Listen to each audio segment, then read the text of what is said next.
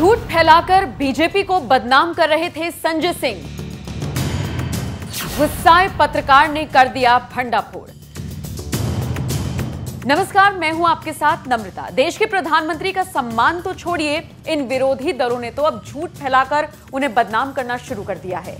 दिन पर दिन राजनीति के स्तर को गिराते जा रहे ये विरोधी दल पता नहीं कहां जाकर रुकेंगे, लेकिन इन्हें इतना जरूर समझना होगा कि झूठ और भ्रामकता फैलाकर ये लोग अपनी दुकान ज्यादा दिनों तक चला नहीं सकते, क्योंकि देश की जनता अब समझदार है। वो व्हाट्सएप यूनिवर्सिटी वाली खबरों पर नहीं, बल्कि फैक्ट्स चेक करके ही किसी खबर पर भरोसा करती है। एक एक करके झूठ फैलाने वाले सभी राजनेताओं का भांडा फूटता जा रहा है।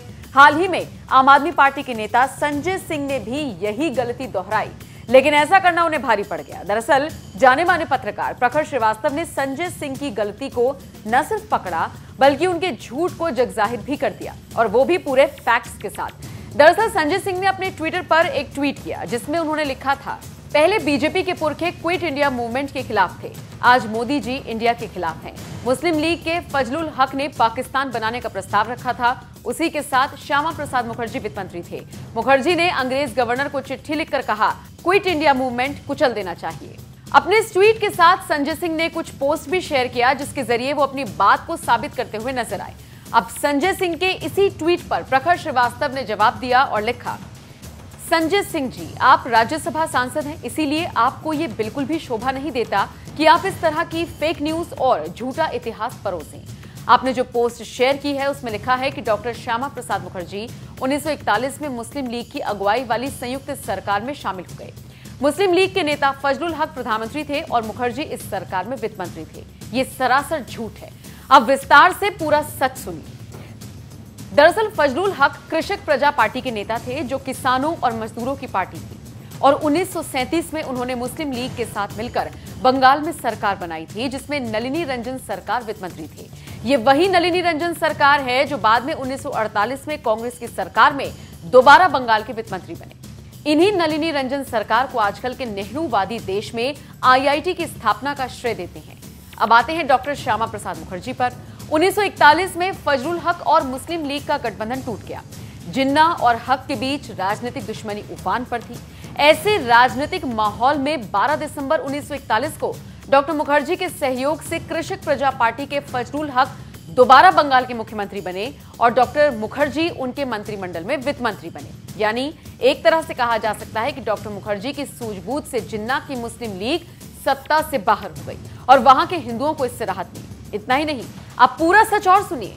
नेताजी सुभाष चंद्र बोस द्वारा स्थापित फॉरवर्ड ब्लॉक भी इस सरकार में शामिल थे। नेताजी के दो करीबी सहयोगी संतोष बोस और प्रमथ बनर्जी भी इस सरकार में मंत्री बने। इतना ही नहीं, आगे प्रखर श्रीवास्तव ने लिखा, गुजरे दौर में किसने किसके साथ सरकार बनाई थी। आजकल इतिहास के इस विषय पर बहुत चर्चा हो रही है, तो मैंने सोचा कि मैं भी अपनी तरफ से कुछ जानकारी दे दूं।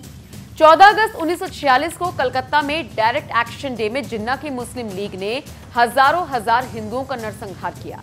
इस घटना के ठीक 18 दिन बाद नेहरू की केंद्रीय अंतरिम सरकार में मुस्लिम लीग को शामिल कर लिया गया।